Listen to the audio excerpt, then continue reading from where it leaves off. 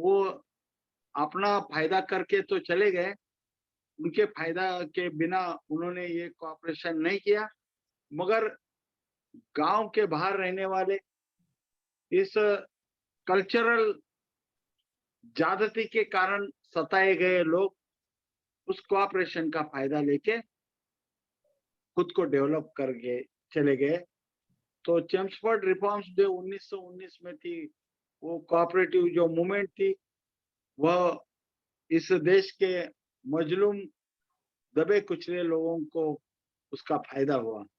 तो इस तरह से next PPT, definition of cooperation by different intellectuals. अब आप सभी जानते हैं कि माइकल अर्गले जो है, इनकी कोऑपरेशन की जो डेफिनेशन है, वो एक मील का पत्थर है। वो माइकल अर्गले जी का जो कोऑपरेशन की मूवमेंट है, डेफिनेशन है, वह ऐसी है: acting together in a coordinated way at work, leisure or in social relationship, in pursuit of shared goals, the enjoyment of joint activity, or simply furthering relationship। तो इसका हिंदी में एक व्याख्या होती है, डेफिनेशन होती है, वो इस तरह से है: एक साथ काम, अवकाश या सामाजिक रिश्तों में एक समन्वित तरीके से काम करना, साझा लक्ष्यों की खोज में संयुक्त गतिविधि का आनंद लेना, या बस रिश्ते को आगे बढ़ाना है।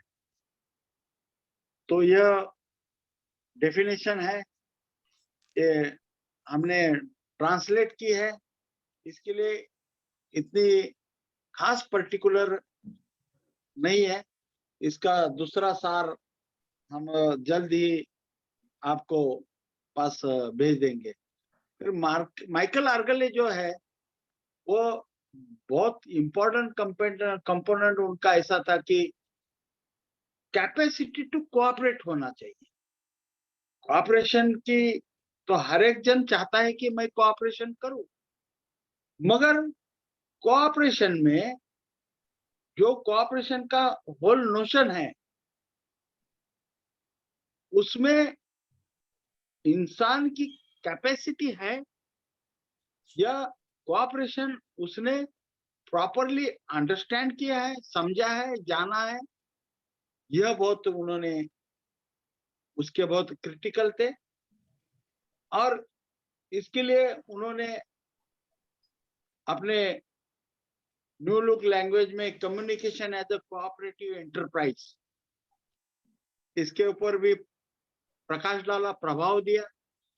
तो हम लोग यह सब कोऑपरेशन की मूवमेंट, कोऑपरेशन का लेक्चर इसके लिए देख रहे, सुन रहे, समझ रहे, ताकि हम आपस में कैपेसिटी टू कोऑपरेट, और क्या हम प्रॉपरली कोऑपरेशन का मीनिंग समझ गए हैं, यह अगर देखेंगे, सोचेंगे, तो बहुत कुछ सक्सेस हो पाएगा।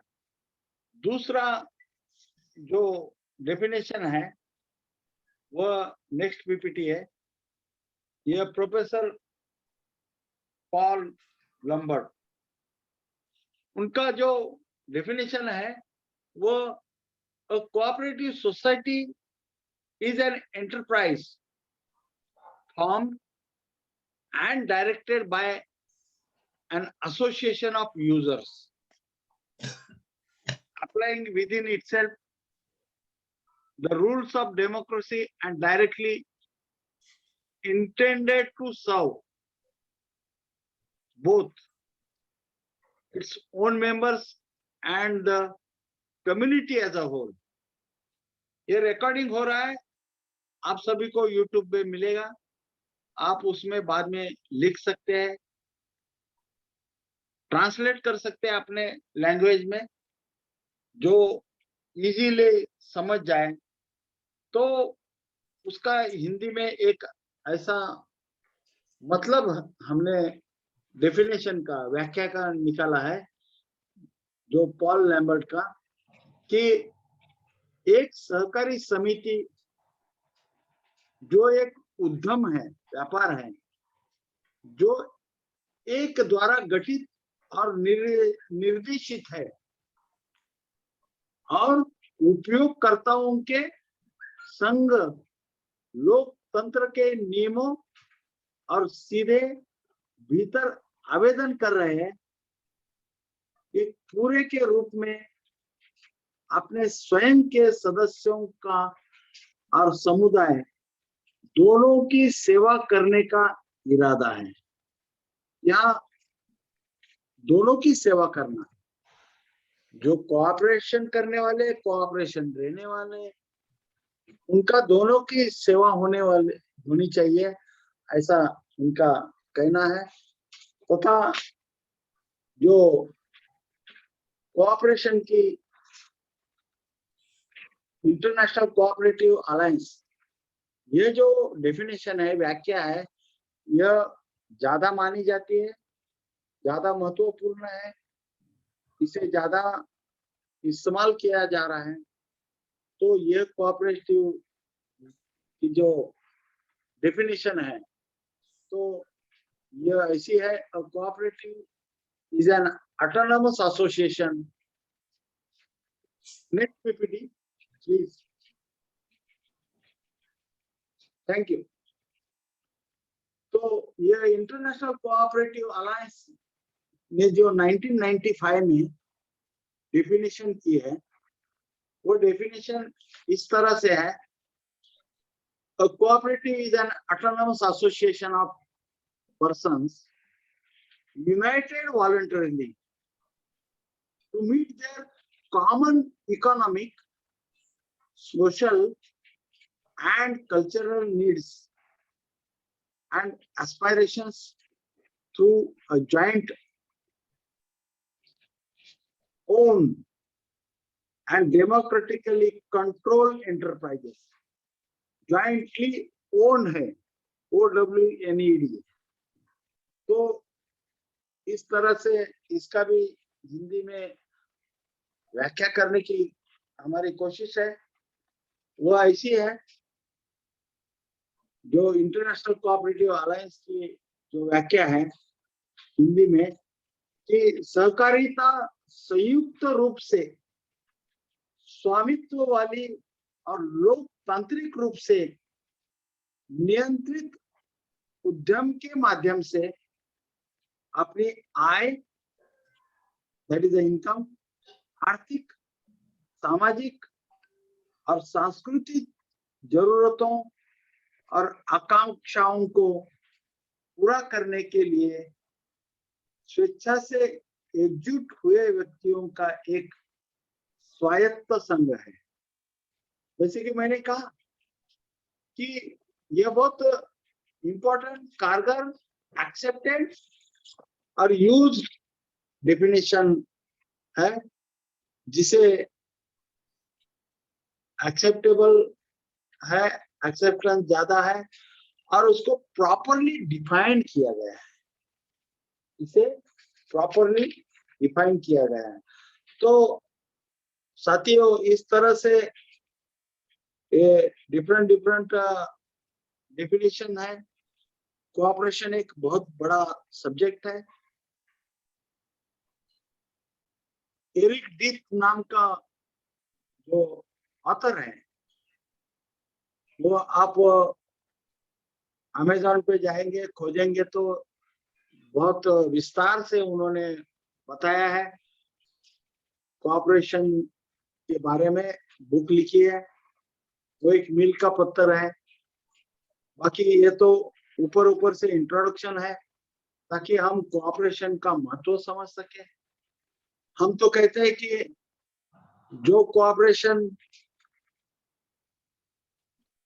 महाराजा सयाजीराव गायकवाड़ ने बाबा साहब को किया, उसलिए बाबा साहब फॉरेन में जाके शिक्षा लेके उच्च कोटि के विद्वान बने। फिर उनकी शिक्षा को आगे बढ़ाने के लिए शाहू महाराज ने कोऑपरेशन किया, और शाहू महाराज ने कोऑपरेशन के कारण बाबा साहब उनकी शिक्षा आगे बढ़ा सके, बढ़ावा दे सके। तो इसलिए महात्मा फुले जी ने जो ग्रंथ लिखे उसको पढ़कर स्फूर्ति लेकर बाबा साहब ने कोऑपरेटिव वे से ब्रिटिशों का कोऑपरेशन संपादित किया उनके इंटेलेक्चुअल से।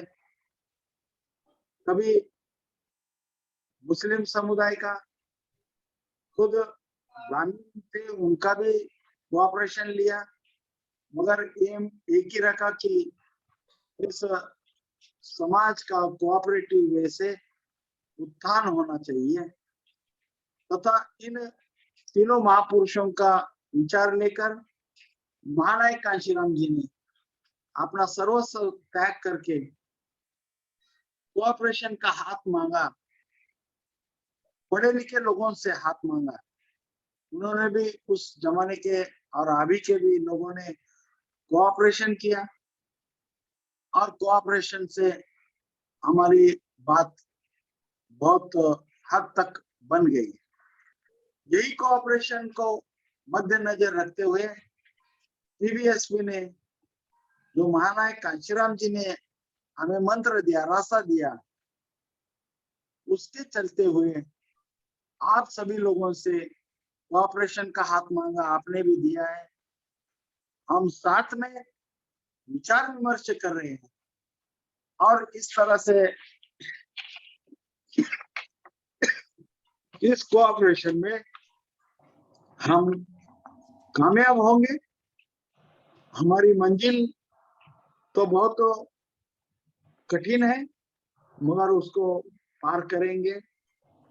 और आप लोगों ने मेरे साथ जो इंटरनेट का प्रॉब्लम वगैरह इसका प्रॉब्लम है सहा, इसके लिए मैं आप सभी का आभारी हूँ। आपने भी मुझे कोऑपरेशन दिया, इसके लिए मैं आभारी हूँ।